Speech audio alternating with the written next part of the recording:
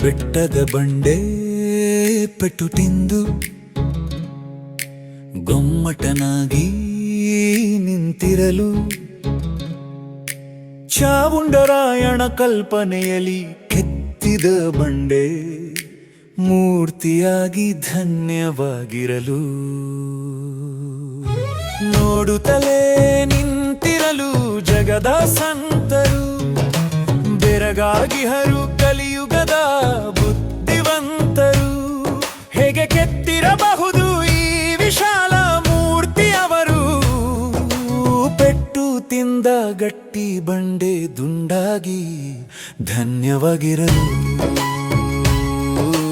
ಬೆಟ್ಟದ ಬಂಡೆ ಪೆಟ್ಟು ತಿಂದು ಗೊಮ್ಮಟನಾಗಿ ನಿಂತಿರಲು ಚಾವುಂಡರಾಯಣ ಕಲ್ಪನೆಯಲ್ಲಿ ಕೆತ್ತಿದ ಬಂಡೆ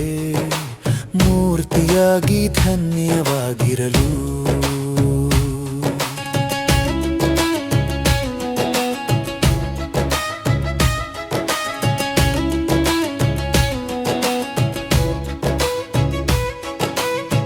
ಹರಿದು ಬಂದ ಜನಸಾಗರ ನೋಡಿ ನಿನ್ನ ದಂಗಾದರು ಏಟು ತಿಂದು ಮೂರ್ತಿಯಾದ ಬಂಡೆಯ ರೂಪ ನೋಡುತ್ತಿರುವರು ಪೆಟ್ಟು ತಿಂದ ಗಟ್ಟಿ ಬಂಡೆ ರೂಪ ಪಡೆದು ಧನ್ಯವಾಗಿರಲು ಯುಗ ಯುಗಗಳೇ ಕಳೆದರು ಉಳಿಯುವುದು ಜಗವೆಲ್ಲ ನಿನ್ನಯ ಕೀರ್ತಿ ಇನ್ನೊಮ್ಮೆ ಕೆತ್ತಿಸಲಾಗದು ನಿನ್ನಂಥ ಮೂರ್ತಿ ಉಳಿಯ ಪೆಟ್ಟು ಸಹಿಸಲು ದೊರಕಿತು ನಿನಗೆ ಮುಕ್ತಿ ಪೆಟ್ಟು ತಿನ್ನಲು ಹಿಂದೇಟು ಹಾಕದ ನಿನ್ನ ಬಾಳು ಧನ್ಯವಾಗಿರಲು ಬೆಟ್ಟದ ಬಂಡೆ ಪೆಟ್ಟು ತಿಂದು ಗೊಮ್ಮಟನಾಗಿ ನಿಂತಿರಲು ಚಾವುಂಡರಾಯಣ ಕಲ್ಪನೆಯಲ್ಲಿ ಕೆತ್ತಿದ ಬಂಡೆ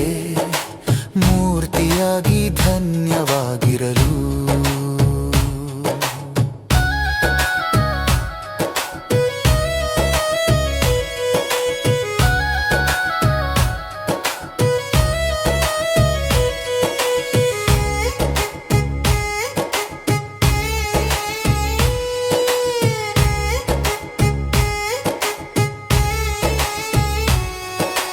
ಯಾವ ಬಂಡೆ ಅದಾಗಿತ್ತು ಯಾವ ಮೂರ್ತಿಕಾರನು ಕೆತ್ತಿರುವನು ರೂಪ ಕೊಟ್ಟ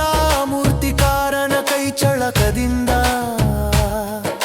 ಶ್ರವಣ ಬೆಳಗೊಳದ ಬೆಟ್ಟ ಬೆಳಕಾಯಿತು ಪೆಟ್ಟು ತಿಂದ ಬೆಟ್ಟದ ಬಂಡೆ ಧನ್ಯವಾಯಿತು